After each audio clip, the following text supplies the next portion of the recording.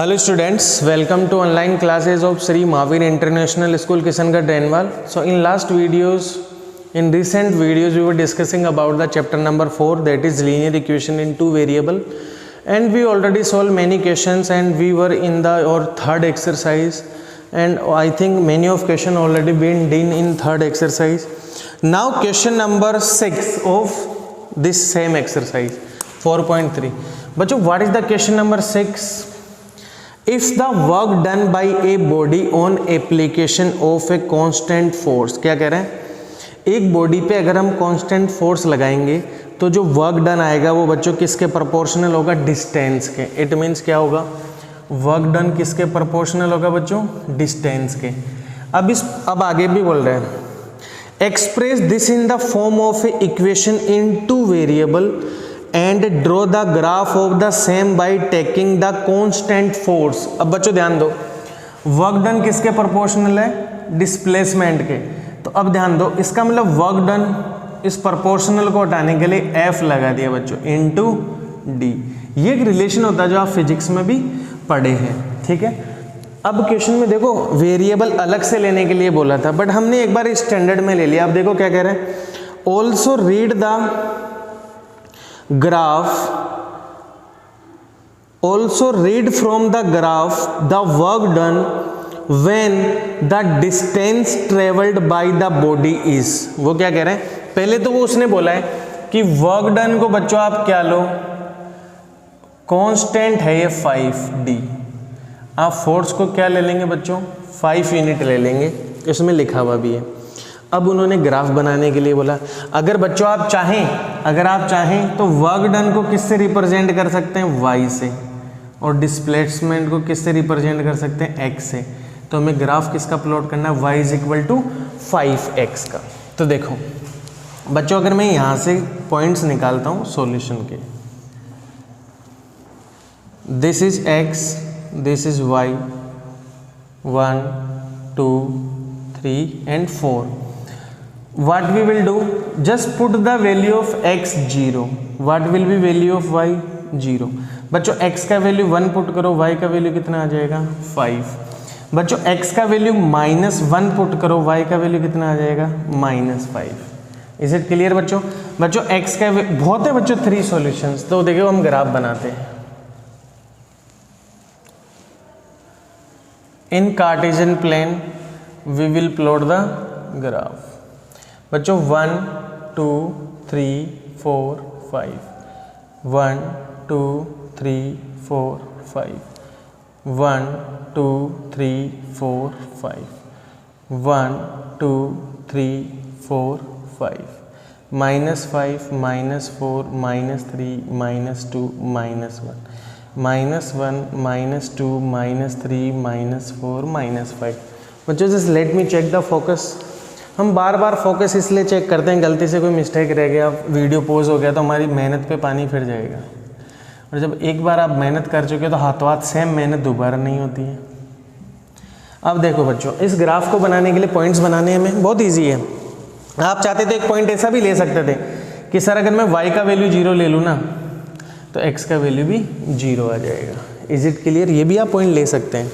तो इसका मतलब क्या हुआ, और हमें पहले ही बता रखा आपको y is equal to kx का ग्राफ कहाँ से जाएगा, सेंटर से पास होगा. इज इट क्लियर, तो यहाँ से पास होगा आपका ग्राफ. तो पहला देखो, ये ऑलरेडी आ गया था कोऑर्डिनेट, ये फिर से लिखने की जरूरत नहीं है. देखो एक पॉइंट लो 1,5. सर x का वैल्यू 1 लेंगे, y का 5 लेंगे, तो यहाँ पे ग्राफ प्लॉट होगा बच्चों.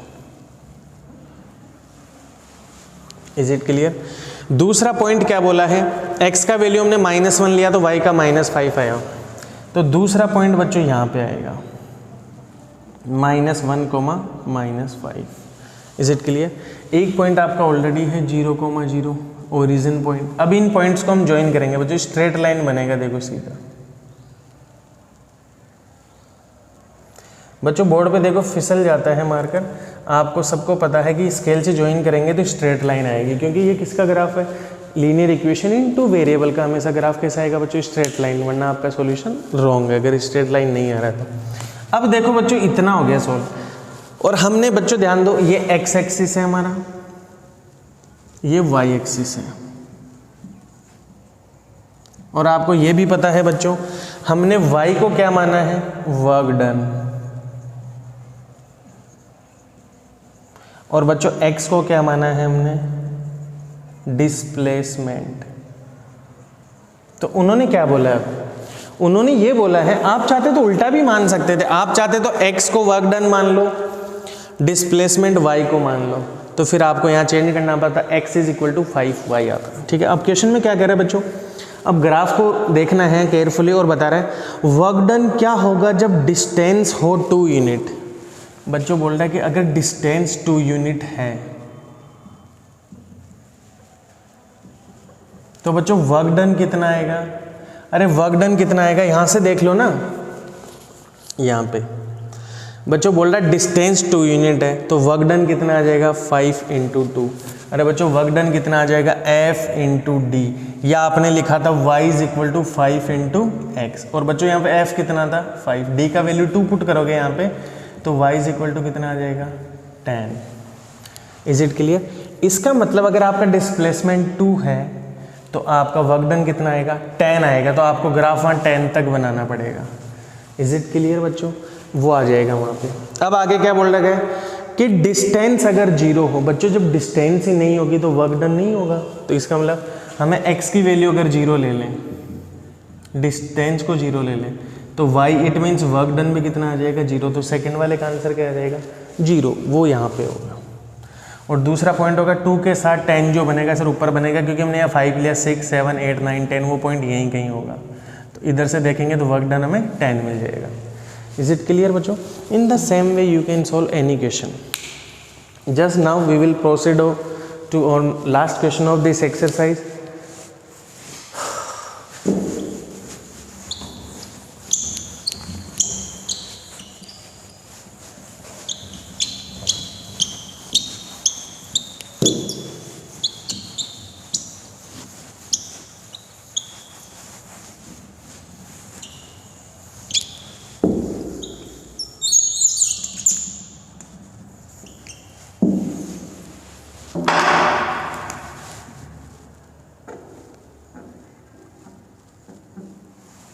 बच्चों ध्यान दीजिए, और last question which is very important question again. बच्चों आपको पता है इंडिया में मोस्टली टेम्परेचर का जिक्र सुनेंगे हमेशा in degree Celsius, in degree centigrade, but in nations like USA, Canada and in some more European countries और in Australian countries you will see there temperature is popularly known in Fahrenheit. Is it clear?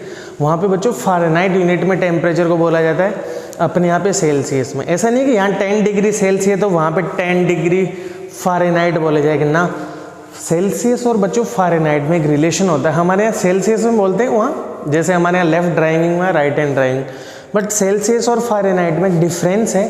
उस difference का क्या given है यहाँ पे बच्चों, एक equation given है। तो देखो इक्वेशन क्या है,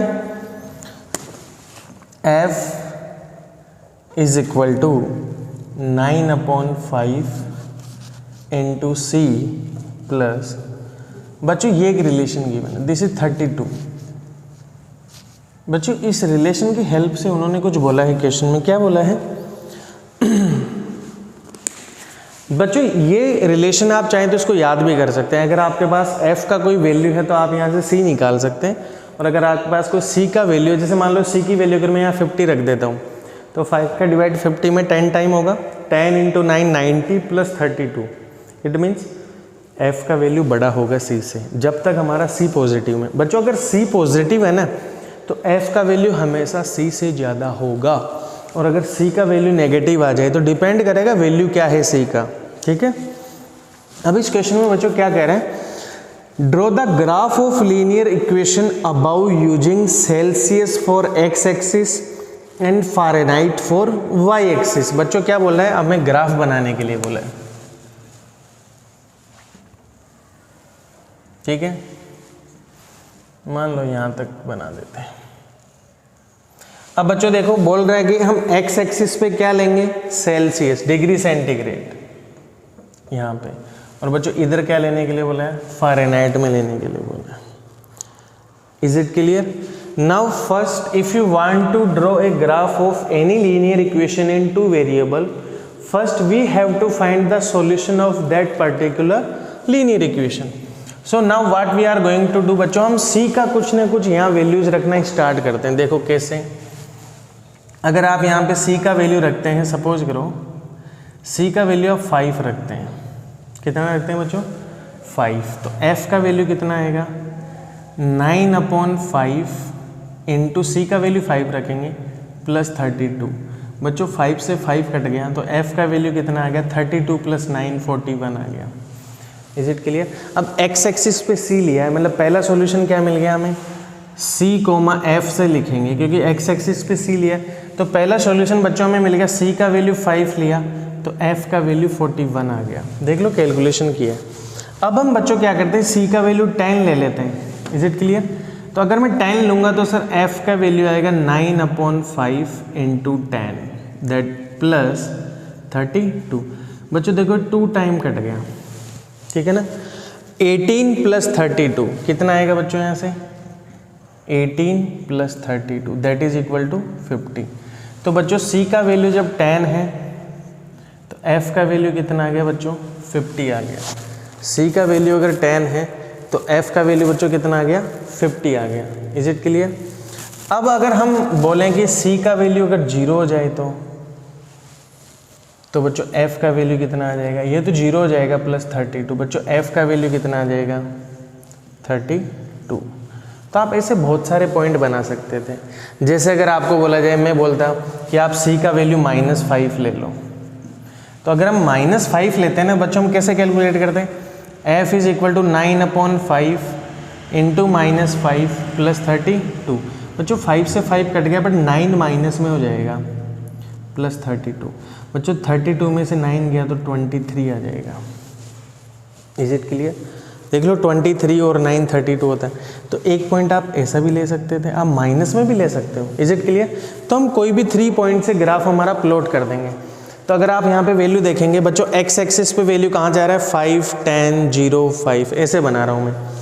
तो अब आप कोशिश ये करें कि 5 के साथ में ही आप प्लॉट कर लें, 2 2 के गैप पे आप प्लॉट कर लें, या हमारे जैसे पॉइंट है उस हिसाब से प्लॉट करें। जैसे 5 तक जा रही है उधर वैल्यू, मैक्सिमम 10 तक भी जा रही है बच्चों, तो हम 2 2 का ले लेंगे यहाँ पे गैप। कितने का ले लेंगे 2 2 का, जैसे 2 4 6 8 10। Is it clear? इधर बच्चों डिग्री सेंटीग्रेड था आपका, ठीक है, यहाँ था डिग्री सेंटीग्रेड, मतलब जैसे 20 डिग्री सेंटीग्रेड। अब उसके बाद इधर देखो वैल्यू कहाँ से जा रहा है बच्चों, ये कुछ बड़ा हो रहा है वैल्यू, तो हम 10 के साथ लिख लेते हैं बच्चों। 10 20 30 40 50 60 ऐसे 10 20 30 40 50। आप स्केल क्या बनाएंगे, स्केल ऑन एक्स एक्सिस बच्चों 1 unit 1 centimetre is equal to 2 unit, और वाई एक्सिस पे क्या बनाएंगे 1 centimetre is equal to 10 unit. Is it clear? तो फर्स्ट कोऑर्डिनेट हमारा 5,41, तो बच्चों यहाँ पे आएगा 5, 41 कहाँ आएगा 40 के ऊपर आएगा, जस्ट यहाँ पे आपका पॉइंट आ जाएगा। Is it clear? अगला पॉइंट आ रहा है बच्चों 10,50, ईयर आपका 10 50 यहाँ कहीं आएगा, ठीक है। फिर बच्चों अगला पॉइंट 0,32, y का वैल्यू 32, ये रहा 30 से थोड़ा सा ऊपर, ये 0,32 पॉइंट हो गया बच्चों, क्योंकि x का वैल्यू ही तो 0 होगा y एक्सिस पे। तो हम इन तीनों पॉइंट्स को बच्चों ज्वाइन कर देंगे, देखो ऐसे,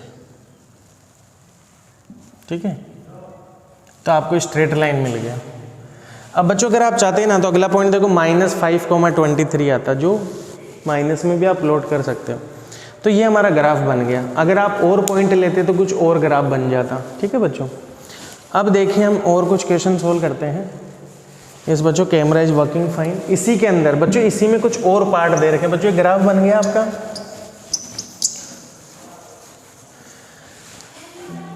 तो बच्चों देखो इन्होंने क्या बोला है, एक क्वेश्चन क्या कह रखा है, if the temperature is 30 degree centigrade. बच्चों इस बार टेम्परेचर कितना दे रखा है, सेकंड बी पार्ट में बोल रहा है, पहले में ग्राफ बनाना था, बोल रहा है टेम्परेचर अगर 30 डिग्री सेंटीग्रेड है तो उसका फ़ारेनहाइट में टेम्परेचर क्या होगा। तो बच्चों देखो हमें F कैलकुलेट करना है, C की जगह कितना पुट करेंगे हम 30 + 32। तो बच्चों यहाँ से F में कितना आ जाएगा, देखो 5 को इससे डिवाइड करोगे कितने टाइम कटेगा 6 टाइम। तो 9 × 6 + 32 54 + 32 बच्चों कितना आ गया 4 और 2 6 5 और 3 8। तो बच्चों F कितना आ गया आपका 86 आ गया। इज इट क्लियर बच्चों, F कितना आ गया 86 आ गया। ठीक है, फ़ारेनहाइट में टेम्परेचर कितना आ गया 86, जब सेल्सियस हमारा कितना है 30 डिग्री। इज इट क्लियर बच्चों। अब बच्चों ध्यान दो, इसी में अगला क्वेश्चन और, अब ग्राफ से रिलेटेड क्वेश्चन नहीं है तो इसको एक साथ ही रफ कर देता हूँ इसी में, फिर हम नेक्स्ट वीडियो में देखेंगे। हमारी एक एक्सरसाइज और रहेगी, उसको वो लास्ट वीडियो होगा हमारा। बच्चों देखिए इसी में नेक्स्ट क्वेश्चन क्या कह रहे हैं, if the temperature is 0 degree centigrade what is the temperature in Fahrenheit and. तो बच्चों देखो क्या कह रहे हैं, टेम्परेचर कितना है 0 डिग्री सेंटीग्रेड लो। अगर हम बच्चों 0 लेंगे तो ये पूरा 0 आ जाएगा + 32। तो बच्चों फ़ारेनहाइट में कितना आ जाएगा 32 आ जाएगा। कितना डिग्री आ जाएगा 32 आ जाएगा। इसका मतलब जब टेम्परेचर 0 डिग्री सेंटीग्रेड होगा तो फ़ारेनहाइट में उसे 32 बोला जाएगा। अरे टेम्परेचर तो बराबर ही, यूनिट अलग अलग है। फिर इसका अपोजिट भी पूछ रहा है, अगर फ़ारेनहाइट 0 हो तो उस समय टेम्परेचर कितना होगा। इसका मतलब इस बार हमें फ़ारेनहाइट को 0 लेना है और हमें क्या निकालने के लिए बोला बच्चों, C निकालने के लिए। अब देखो आप, इसका मतलब आप 0 को उधर भी ऐसे भी लिख सकते थे 9/5 × C, और बच्चों 32 को ट्रांसफर करोगे तो -32 आ जाएगा। C के साथ जो मल्टीप्लाई में हो रहा है वो उधर जाके डिवाइड में हो जाएगा 9 डिवाइड में, और बच्चों 5 ऊपर आ जाएगा। Is it clear. अब आप इसको सोल्व कर सकते हो, डेसिमल में आएगी जो भी वैल्यू आएगी, आप डेसिमल में आएगी या जो भी आएगी, एक बार आंसर चेक करते हैं पहले का आंसर सही आ रहा है कि नहीं आ रहा। आंसर तो बच्चों सही आएगा, इसमें कोई बड़ी रॉकेट साइंस तो है नहीं। बच्चों 4.3 में हमारा क्वेश्चन नंबर था, हाँ सही आ रहा है बच्चों, 32 आ गया था और मैंने बोला था यहाँ से डेसिमल में आ जाएगा आपका, अप्रॉक्सीमेटली आएगा। अब देखो क्या कह रहे हैं, अब इसी में बच्चों एक लास्ट पार्ट और कह रहा है, पार्ट नंबर 5, और बच्चों एक थर्ड पार्ट भी रह गया इसमें। थर्ड पार्ट क्या कह रहे हैं, if temperature is 90 degree Fahrenheit. अब बच्चों इस बार टेम्परेचर दे रखा फ़ारेनहाइट में, ठीक है। अब ये तो फोर्थ पार्ट था, थर्ड रह गया था। टेम्परेचर क्या है बच्चों फ़ारेनहाइट में है, बोल रहा है टेम्परेचर बताओ सेल्सियस में। तो बच्चों हम F की जगह क्या रख देंगे 95, और C हमें निकालना है, ठीक है बच्चों। तो यहाँ से देखो 9/5 × C, बच्चों 95 में से 32 सब्ट्रैक्ट हो जाएगा, कितना आएगा 5 - 2 3, 9 - 3 63 आ जाएगा 9/5 × C। बच्चों देखो C हमें निकालना है यहाँ से, इट मीन्स 9 आपका होगा डिवाइड में और 5 होगा बच्चों मल्टीप्लाई में। 7 टाइम चला गया तो इसका मतलब कितना आ गया 7 × 5 = 35। बच्चों सेंटीग्रेड में 35 आ जाएगा जब फ़ारेनहाइट आपका कितना है 95। बच्चों लास्ट और पूछा है इसके अंदर, लास्ट पार्ट वो क्या कह रहा है गौर फरमाइएगा।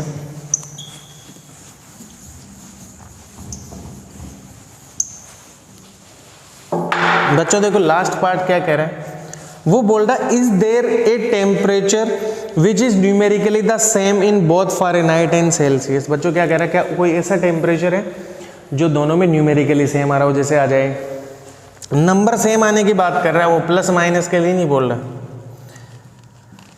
न्यूमेरिकली सेम बोल रहा है। कि जैसे बताता हूँ कैसे, बच्चों ध्यान दो,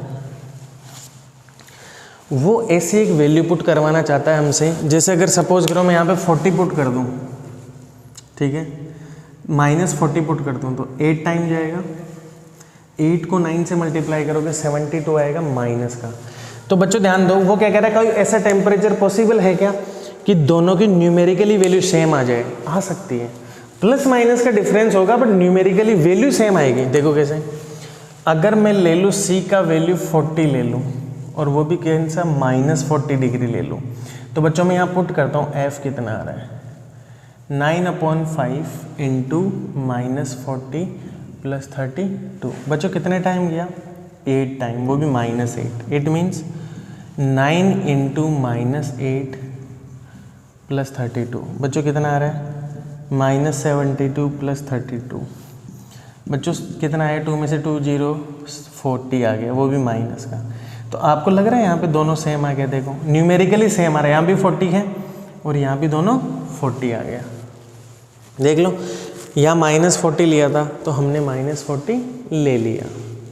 समझ में आएगा? तो इसका मतलब क्या हुआ सर, अगर माइनस में वैल्यू, तो हमने क्या बोला था, अगर सी की वैल्यू हमेशा प्लस आती है तो एफ की वैल्यू हमेशा सी से ज़्यादा होगी। बट देख लो सी की वैल्यू जैसे हम यहाँ बढ़ाते जा रहे हैं, एक -40 डिग्री एक ऐसा टेम्परेचर आया जिसके ऊपर हमारा एफ -40 आ गया। अब एक छोटा सा एग्जाम्पल और ले लो, अगर मैं सी की वैल्यू -100 ले लूँ, कितने ले लूँ बच्चों? -100। तो यहाँ वैल्यू पुट करो आप, 9/5 इंटू -100 प्लस 32। तो बच्चों यहाँ से f कितना आएगा आपका? कितना आएगा सर? 20 टाइम डिवाइड हो गया -20, 180 प्लस 32। तो बच्चों यहाँ से जो भी वैल्यू आई -148 आ गई। ठीक है, तो हमें क्या सीखने को मिला? अगर मैंने c ले लिया -100 तो यहाँ से f कितना आ रहा है? -148। तो ये बड़ा है या ये बड़ा? सर c वाला बड़ा है। इसका मतलब सर नेगेटिव में फ़ारेनहाइट कहीं ना कहीं जाके c से छोटा होगा, बट पॉजिटिव में हमेशा बड़ा रहेगा। Is it clear? वैल्यू में टेम्परेचर तो सेम है। ठीक है, जैसे यहाँ पे 30 डिग्री सेंटीग्रेड चल रहा है मान लो टेम्परेचर, तो उसको फ़ारेनहाइट में कितना बोलेंगे? 30 यहाँ रख दो, 6 टाइम गया, 9 6 या 54 प्लस 32 से 84 डिग्री फ़ारेनहाइट बोलेंगे। In the same way you can solve any question बच्चों. In next video we will solve or only one exercise which is remaining in this chapter. Till then बच्चों, thank you, have a nice day.